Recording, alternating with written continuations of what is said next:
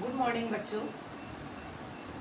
ये जो आज का टॉपिक है ये आपके paper theory of growth and development से संबंधित है। हैरट डोमर ग्रोथ मॉडल इसका नाम है।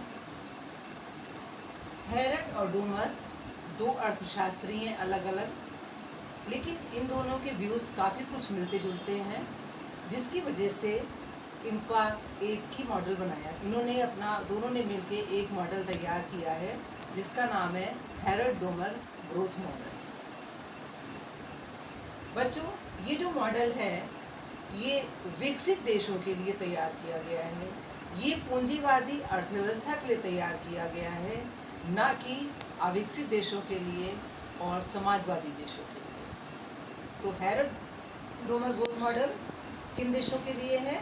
जो पूंजीवादी अर्थव्यवस्था है जहाँ पर, और जो विकसित अर्थव्यवस्था है। इसके अलावा हैरट डोमर मॉडल का प्रमुख उद्देश्य क्या है ये आपको पता होना चाहिए। हैरट डोमर ग्रोथ मॉडल का प्रमुख उद्देश्य है उपयुक्त विकास दर की खोज करना, यानी कि वारंटेड ग्रोथ रेट का पता करना इस मॉडल का मुख्य उद्देश्य है।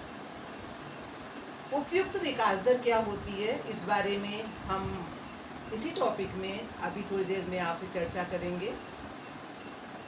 इसके अलावा इस मॉडल में हैरट डोमर ने ये बताने का प्रयास किया है कि किसी देश के आर्थिक विकास में विनियोग की भूमिका कितनी महत्वपूर्ण होती है। वास्तव में इन दोनों का कहना है कि किसी भी देश के आर्थिक विकास में विनियोग की भूमिका अत्यंत महत्वपूर्ण होती है। इसका प्रमुख कारण ये है कि विनियोग से न केवल कैपिटल स्टॉक बढ़ता है बल्कि लोगों की आय में भी वृद्धि होती है, यानी कि विनियोग की भूमिका दोहरी होती है, जिसकी वजह से आर्थिक विकास आगे बढ़ता है। तो हैरट डोमर ने आर्थिक विकास में विनियोग की दोहरी भूमिका पर प्रकाश डाला है। हैरट डोमर ने बताया कि यदि विकास करने के लिए विनियोग को बढ़ाया जाता है तो कुछ दिन बाद इसके दो प्रभाव दिखाई देते हैं। एक प्रभाव ये दिखाई देता है कि कैपिटल स्टॉक बढ़ जाता है।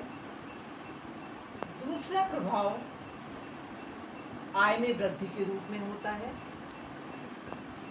यानी कि विनियोग का प्रभाव मांग और पूर्ति दोनों पर पड़ता है। विनियोग का पूर्ति पर प्रभाव किस रूप में होता है? उत्पादन क्षमता में वृद्धि के रूप में होता है, यानी कैपिटल स्टॉक में वृद्धि के रूप में होता है।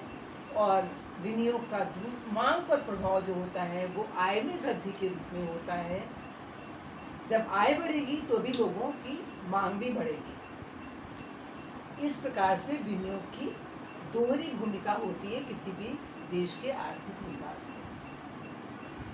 इसके अलावा एक बात बहुत महत्वपूर्ण है कि हैरट डोमर ने जो ये मॉडल बनाया है, ये मॉडल फुल एम्प्लॉयमेंट इक्विलिब्रियम की व्याख्या करता है, पूर्ण रोजगार संतुलन को बताता है। हैरट डोमर ने बताया कि पूर्ण रोजगार संतुलन की स्थिति कब होती है।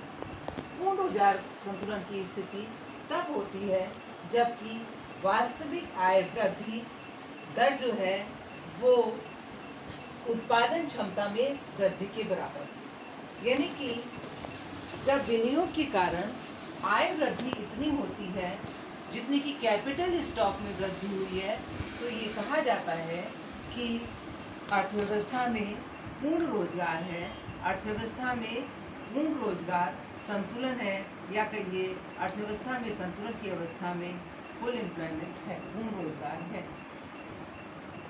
जब वास्तविक आय वृद्धि और उत्पादन क्षमता में वृद्धि, यानी कि जब मांग पक्ष और पूर्ति पक्ष दोनों में समान वृद्धि होती है, तो ये कहा जाता है कि अर्थव्यवस्था का विकास उपयुक्त दर से हो रहा है।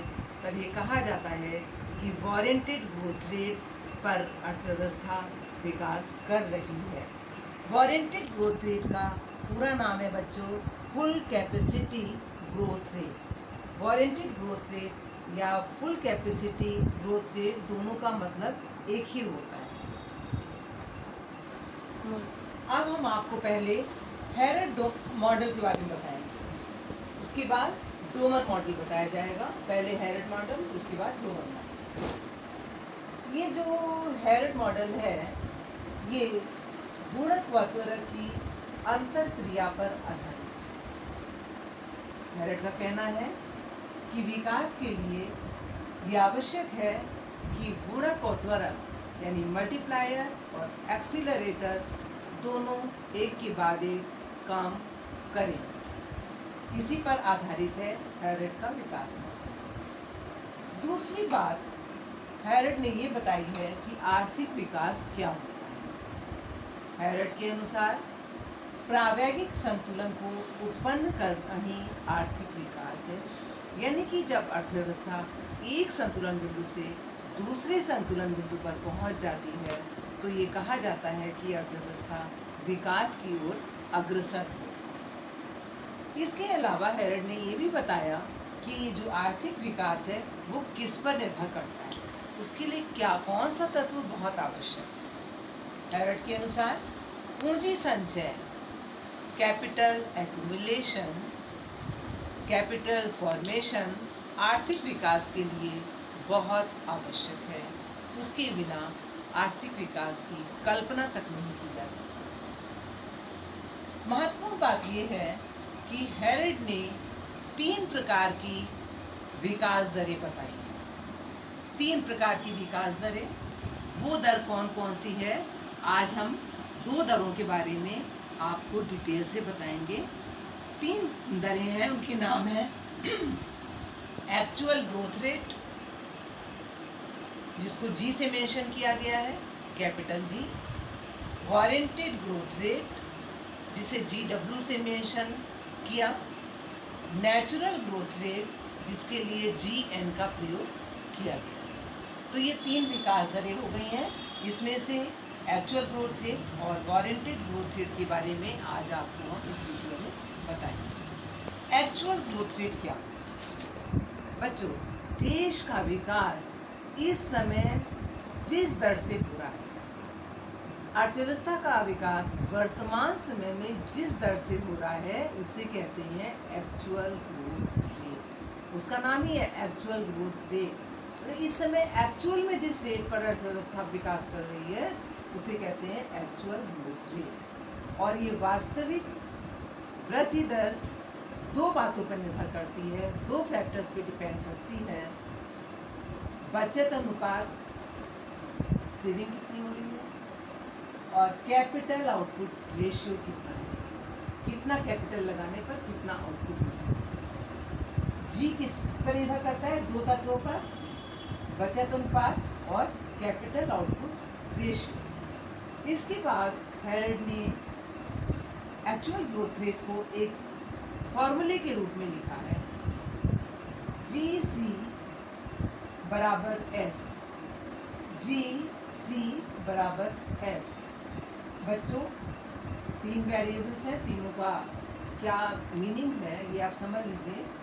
G का मतलब है एक्चुअल ग्रोथ रेट, वास्तविक विकास दर, जिसको मैथमेटिकल वे में लिखा जाता है delta Y upon Y। C का मतलब है पूंजी में विशुद्ध वृद्धि, यानी कि 1 अपॉन डेल्टा Y। और S का मतलब, S जो है वो सेविंग से संबंधित है, S का मतलब है औसत बचत प्रवृत्ति, यानी S अपॉन Y। तो ये जो GC is equal to S है, तो इस फॉर्मूले को दूसरी तरह से भी लिखा जा सकता है। G की जगह हम डेल्टा Y अपॉन Y लिख दें, डेल्टा अपॉन Y। C की जगह हम 1 अपॉन डेल्टा Y लिख दें, बराबर S की जगह S अपॉन Y लिख दें, तो ये समीकरण प्राप्त हो जाएगा। तो डेल्टा Y कैंसिल हो जाएगा और अब क्या बचेगा? 1 is equal to S, 1 is equal to S, और क्या बचेगा? 1/y is equal to s/y, ये बचेगा, y कैंसिल हो गया, तो अब क्या बचेगा, I बराबर s, यानी कि विनियोग और सेविंग दोनों बराबर हैं, अर्थव्यवस्था संतुलन की अवस्था में है, मांग और पूर्ति भी बराबर है। इसके बाद आता है warranted growth rate. Warranted growth rate का फॉर्मूला है, तीनों रेट में वारंटेड ग्रोथ रेट सबसे ज़्यादा इम्पॉर्टेंट है। ये एक आदर्श अवस्था होती है, प्रत्येक अर्थव्यवस्था का उद्देश्य होता है इस दर को प्राप्त करना, और जब अर्थव्यवस्था वारंटेड ग्रोथ रेट पे पहुंच जाती है तो जितने एंटरप्रेन्योर्स हैं सब संतुष्ट हो जाते हैं और सब संतुलन की अवस्था में होते हैं। हाँ, इतना अवश्य है कि वारंटेड ग्रोथ रेट की स्थिति में जब अर्थव्यवस्था होती है तो अनैच्छिक बेरोजगारी हो सकती है। इसके बाद हेरड ने बताया कि GW प्राप्त करने के लिए क्या आवश्यक है। GW प्राप्त करने के लिए प्रति वर्ष S/CR दर से वृद्धि होनी चाहिए। किस दर से वृद्धि होनी चाहिए, S/CR की दर से प्रति वर्ष वृद्धि होनी चाहिए। तो ये जो GW CR बराबर S, ये जो फॉर्मूला है, इसको इस तरह भी लिखा जा सकता है। अब इसकी जगह आप लिख दीजिए GW बराबर S आप लिख दीजिए ये वाला, और नीचे लिख दीजिए CR। GW बराबर S/CR। ये जो S है बच्चों, ये मार्जिनल रेट ऑफ सेविंग है, मार्जिनल रेट ऑफ सेविंग है, और ये जो CR है ये कैपिटल आउटपुट रेशियो है। इस समीकरण को स्पष्ट करके इस तरह भी लिखा जा सकता है।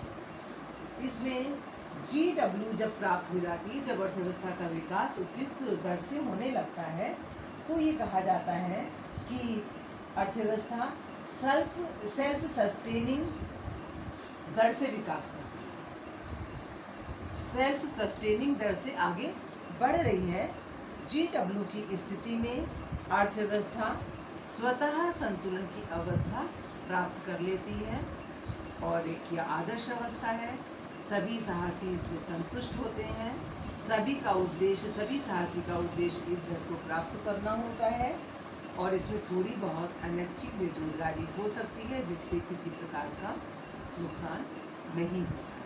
तो आज की वीडियो में हमने हेरड-डोमर ग्रोथ मॉडल की जो सामान्य बातें थी पहले वो बताई हमने आपको, उसके बाद हमने हेरड ग्रोथ मॉडल बताया, और ये बताया कि हेरड ग्रोथ मॉडल में कौन कौन सी 3 विकास दरें हैं। उन 2 विकास दरों में से हमने पहली यानी एक्चुअल ग्रोथ रेट और वारंटेड ग्रोथ रेट के बारे में आपको बताया।